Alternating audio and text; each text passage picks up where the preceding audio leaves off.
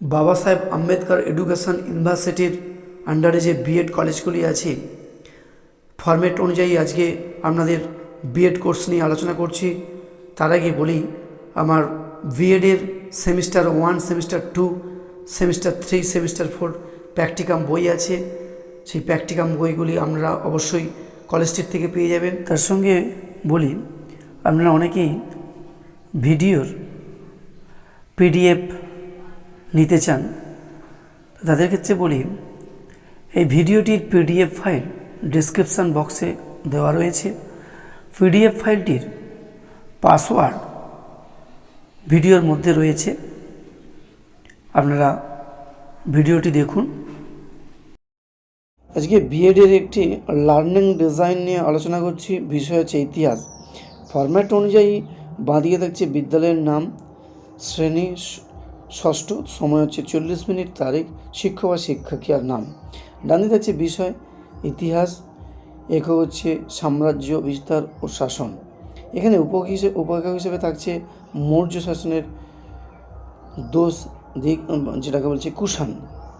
এখানে শিখনের লক্ষ্য বা উদ্দেশ্য স্মরণ করা, কত খ্রিস্টাব্দে অশোক কলিঙ্গ যুদ্ধে অংশগ্রহণ করেন, শিক্ষার্থী তা বলতে পারবে। অনুধাবন করা, না সম্রাট অশোক সাম্রাজ্য পরিচালনার, শিক্ষার্থীরা তা ব্যাখ্যা করতে পারবে। প্রয়োগ করা, না শিক্ষার্থীরা সাম্রাজ্য পরিচালনার নানা দিক উপলব্ধি করে নিজের জীবনে প্রয়োগ করতে পারবে। হিসেবে সম্রাট অশোক কেন বৌদ্ধ ধর্ম গ্রহণ করেন, শিক্ষার্থীরা তা বিশ্লেষণ করতে পারবে। মূল্যায়ন করা, শিক্ষার্থীরা সম্রাট অশোকের সমকালীন অন্যান্য শাসন ব্যবস্থার যথাযথ মূল্যায়ন করতে পারবে। সৃজন করা, না শিক্ষার্থীরা সম্রাট অশোকের সাম্রাজ্যের মানচিত্র অঙ্কন করতে পারবে। তারপরে আছে পাঠের প্রেক্ষিতে শিক্ষার্থী বিশ্লেষণ। এখানে কয়েকটি প্রশ্ন থাকবে, যেন অশোক কে ছিলেন। তারপরে আছে শিখন সহায়ক উপকরণের প্রস্তুতি ও নির্বাচন। এখানে সাধারণ উপকরণ হিসেবে থাকছে চক, ডাস্টার, বোর্ড, বই। বিশেষ উপকরণ হিসেবে থাকছে অশোকের সমকালীন মানচিত্র। শিখন কৌশল হিসেবে থাকছে বাঁদিকে আছে শিখন ক্ষেত্র, ডানদিকে আছে প্রাসঙ্গিক কৌশল। শিখন ক্ষেত্রের মধ্যে থাকছে অশোকের কৃতিত্ব। এখানে প্রাসঙ্গিক কৌশল হচ্ছে আলোচনা পদ্ধতির সাহায্যে সম্রাট অশোকের সাম্রাজ্য বিস্তার শিক্ষার্থীদের সামনে তুলে ধরা হবে।